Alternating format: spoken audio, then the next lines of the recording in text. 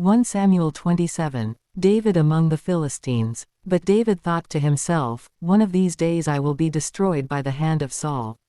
The best thing I can do is to escape to the land of the Philistines. Then Saul will give up searching for me anywhere in Israel, and I will slip out of his hand. So David and the 600 men with him left and went over to Achish son of Mach king of Gath. David and his men settled in Gath with Achish. Each man had his family with him, and David had his 2 wives, Ahinoam of Jezreel and Abigail of Carmel, the widow of Nabal. When Saul was told that David had fled to Gath, he no longer searched for him. Then David said to Achish, "If I have found favor in your eyes, let a place be assigned to me in one of the country towns, that I may live there. Why should your servant live in the royal city with you?" So on that day Achish gave him Ziklag, and it has belonged to the kings of Judah ever since. David lived in Philistine territory a year and 4 months. Now David and his men went up and raided the Geshurites, the Gersites and the Amalekites. From ancient times these peoples had lived in the land extending to Shur in Egypt. Whenever David attacked an area, he did not leave a man or woman alive, but took sheep and cattle, donkeys and camels, and clothes. Then he returned to Achish. When Achish asked, "Where did you go raiding today?" David would say, "Against the Negev of Judah," or, "Against the Negev of Jerahmeel," or, "Against the Negev of the Kenites." He did not leave a man or woman alive to be brought to Gath, for he thought, they might inform on us and say, "This is what David did." And such was his practice as long as he lived in Philistine territory. Achish trusted David and said to himself, "He has become so obnoxious to his people, the Israelites, that he will be my servant for life." 1 Samuel 28. In those days the Philistines gathered their forces to fight against Israel. Achish said to David, "You must understand that you and your men will accompany me in the army." David said, "Then you will see for yourself what your servant can do." Achish replied, "Very well, I will make you my bodyguard for life." Saul and the medium at Endor.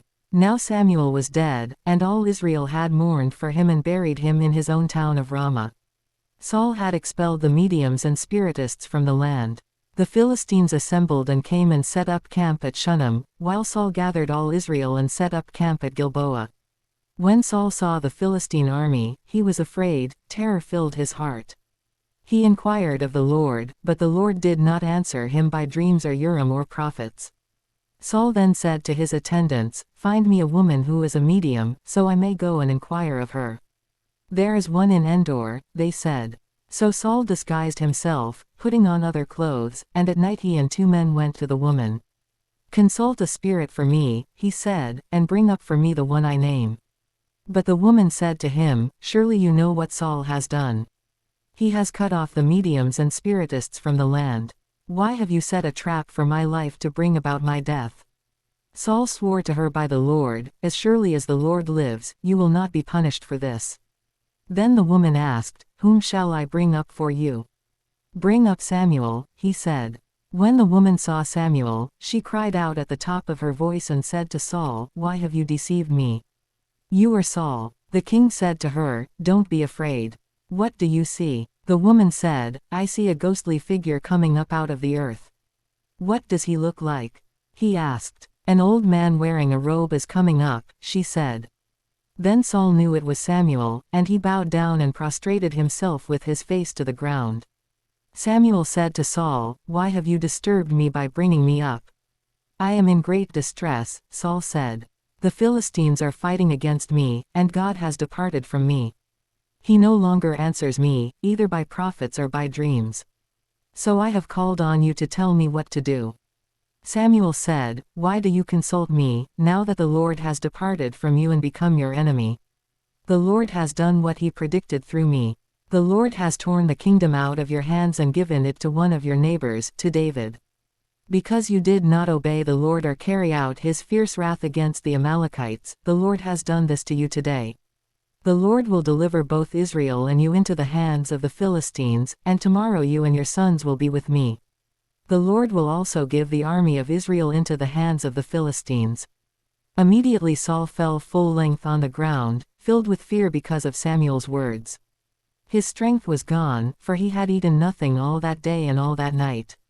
When the woman came to Saul and saw that he was greatly shaken, she said, "Look, your servant has obeyed you. I took my life in my hands and did what you told me to do.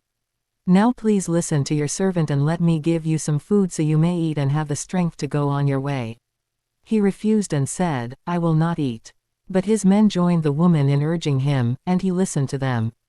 He got up from the ground and sat on the couch. The woman had a fattened calf at the house, which she butchered at once. She took some flour, kneaded it and baked bread without yeast. Then she set it before Saul and his men, and they ate. That same night they got up and left. 1 Samuel 29. Achish sends David back to Ziklag. The Philistines gathered all their forces at Aphek, and Israel camped by the spring in Jezreel. As the Philistine rulers marched with their units of hundreds and thousands, David and his men were marching at the rear with Achish. The commanders of the Philistines asked, "What about these Hebrews?" Achish replied, "Is this not David, who was an officer of Saul king of Israel? He has already been with me for over a year, and from the day he left Saul until now, I have found no fault in him." But the Philistine commanders were angry with Achish and said, "Send the man back, that he may return to the place you assigned him. He must not go with us into battle, or he will turn against us during the fighting. How better could he regain his master's favor than by taking the heads of our own men? Isn't this the David they sang about in their dances? Saul has slain his thousands, and David his tens of thousands." So Achish called David and said to him, "As surely as the Lord lives, you have been reliable, and I would be pleased to have you serve with me in the army. From the day you came to me until today, I have found no fault in you, but the rulers don't approve of you. Now turn back and go in peace, do nothing to displease the Philistine rulers." "But what have I done?" asked David. "What have you found against your servant from the day I came to you until now? Why can't I go and fight against the enemies of my lord the king?" Achish answered, "I know that you have been as pleasing in my eyes as an angel of God. Nevertheless, the Philistine commanders have said, 'He must not go up with us into battle.' Now get up early, along with your master's servants who have come with you, and leave in the morning as soon as it is light." So David and his men got up early in the morning to go back to the land of the Philistines, and the Philistines went up to Jezreel. 1 Samuel 30. David destroys the Amalekites. David and his men reached Ziklag on the third day. Now the Amalekites had raided the Negev and Ziklag. They had attacked Ziklag and burned it, and had taken captive the women and everyone else in it, both young and old. They killed none of them, but carried them off as they went on their way. When David and his men reached Ziklag, they found it destroyed by fire and their wives and sons and daughters taken captive. So David and his men wept aloud until they had no strength left to weep. David's 2 wives had been captured, Ahinoam of Jezreel and Abigail, the widow of Nabal of Carmel. David was greatly distressed because the men were talking of stoning him, each one was bitter in spirit because of his sons and daughters. But David found strength in the Lord his God. Then David said to Abiathar the priest, the son of Ahimelech, "Bring me the ephod." Abiathar brought it to him, and David inquired of the Lord, "Shall I pursue this raiding party? Will I overtake them?" "Pursue them," he answered. "You will certainly overtake them and succeed in the rescue." David and the 600 men with him came to the Besor valley, where some stayed behind. 200 of them were too exhausted to cross the valley, but David and the other 400 continued the pursuit. They found an Egyptian in a field and brought him to David. They gave him water to drink and food to eat, part of a cake of pressed figs and 2 cakes of raisins. He ate and was revived, for he had not eaten any food or drunk any water for 3 days and 3 nights. David asked him, "Who do you belong to? Where do you come from?" He said, "I am an Egyptian, the slave of an Amalekite. My master abandoned me when I became ill 3 days ago. We raided the Negev of the Kerethites, some territory belonging to Judah, and the Negev of Caleb. And we burned Ziklag." David asked him, "Can you lead me down to this raiding party?" He answered, "Swear to me before God that you will not kill me or hand me over to my master, and I will take you down to them." He led David down, and there they were, scattered over the countryside, eating, drinking and reveling because of the great amount of plunder they had taken from the land of the Philistines and from Judah. David fought them from dusk until the evening of the next day, and none of them got away, except 400 young men who rode off on camels and fled. David recovered everything the Amalekites had taken, including his 2 wives. Nothing was missing, young or old, boy or girl, plunder or anything else they had taken. David brought everything back. He took all the flocks and herds, and his men drove them ahead of the other livestock, saying, "This is David's plunder." Then David came to the 200 men who had been too exhausted to follow him and who were left behind at the Besor valley.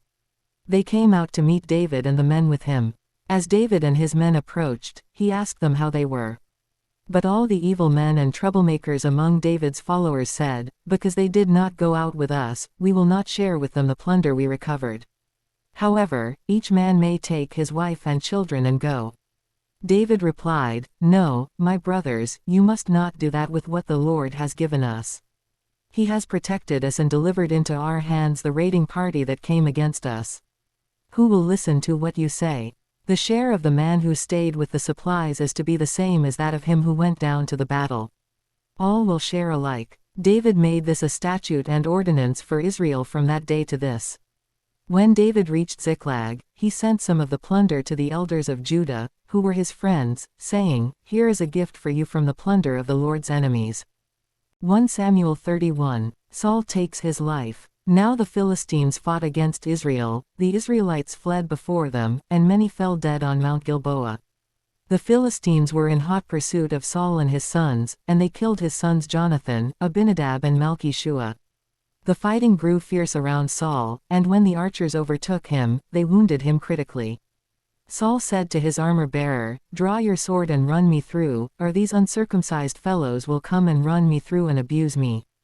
But his armor-bearer was terrified and would not do it, so Saul took his own sword and fell on it. When the armor-bearer saw that Saul was dead, he too fell on his sword and died with him. So Saul and his 3 sons and his armor-bearer and all his men died together that same day. When the Israelites along the valley and those across the Jordan saw that the Israelite army had fled and that Saul and his sons had died, they abandoned their towns and fled. And the Philistines came and occupied them. The next day, when the Philistines came to strip the dead, they found Saul and his 3 sons fallen on Mount Gilboa. They cut off his head and stripped off his armor, and they sent messengers throughout the land of the Philistines to proclaim the news in the temple of their idols and among their people. They put his armor in the temple of the Ashtoreths and fastened his body to the wall of Beth-shan. When the people of Jabesh Gilead heard what the Philistines had done to Saul, all their valiant men marched through the night to Beth-shan. They took down the bodies of Saul and his sons from the wall of Beth-shan and went to Jabesh, where they burned them. Then they took their bones and buried them under a tamarisk tree at Jabesh, and they fasted 7 days.